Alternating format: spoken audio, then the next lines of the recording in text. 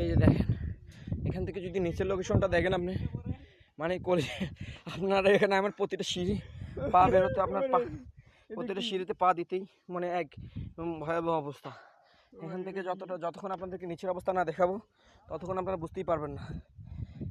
এখান থেকে দেখেন কত হাজার মাইল নিচে, এই যে সাইডের যে জঙ্গলগুলো, এখান থেকে নিচের খোঁজটা একমাত্র উপরওয়ালাই ভালো জানে। আমরা অর্ধেক মাত্র এসেছি, অর্ধেক থেকে আপনাদের নিচের অবস্থানটা দেখাচ্ছি। এতক্ষণ ক্যামেরা ছিল মোহাম্মদ শাকিল, ওকে দেখেন নিচ থেকে ক্যামেরা করছে।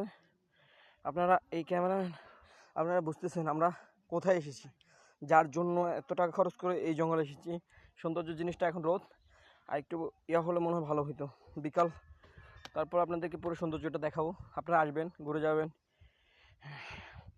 সাথে থাকুন। আমি হাবিব আদনান, পুরো কাভার করে আপনাদেরকে দেখাবো ইনশাল্লাহ।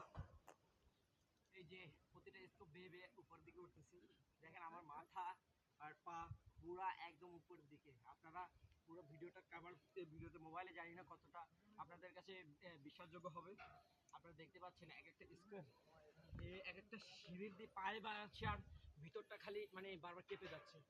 মনে হচ্ছে যেন এক মৃত্যুপুরীতে এসে আমরা, তবু এই সৌন্দর্যটা দেখতে পেয়ে আমাদের অনেক ভালো লাগতেছে।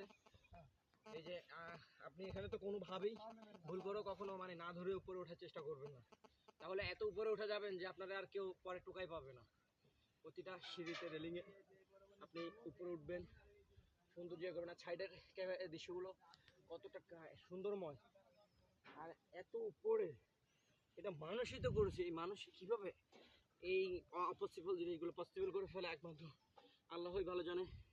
আল্লাহর কুদরত সৌন্দর্য যদি না দেখা হয় তখন কখন বিশ্বাসযোগ্য না। এতদিন শুধু শুনে এসেছি যে হাতের সিঁড়ি নামের উপর, আজকে তা নিজ চোখে দেখে খুবই ভালো লাগছে।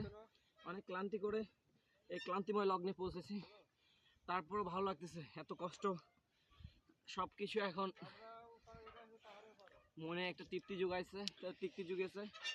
আমরা সব কষ্টকে এক সাইডে রেখে আনন্দ ঘন মুহূর্তটাকে আপনাদের সামনে এনে দাঁড় করাচ্ছি। ক্যামেরায় আছে মোহাম্মদ শাকিল, আর আমি হাবিব আদনান, পুরো কাভার করে আপনাদেরকে দেখানোর চেষ্টা করতেছি।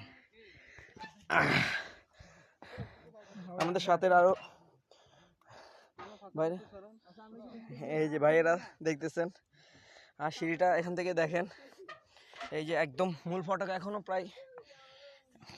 100 সিঁড়ির মতো বাকি রয়েছে। আমি অর্ধেক সিঁড়ি আপনাদের দেখানোর চেষ্টা করছি। দেখেন শুরুটা কোথায় আর শেষটার এখনো শেষ পর্যন্ত যাইতে পারি না। আমরা জুম করে একটু দেখাচ্ছি, আপনাদের বেশি কিছু দেখাতে চাই না। এটা কত উপরে, আপনারা শুধু সাইডের লোকেশনগুলো একটু খেয়াল করুন, সাথেই থাকুন। একটু রেস্ট করে তারপর আবার আসবো।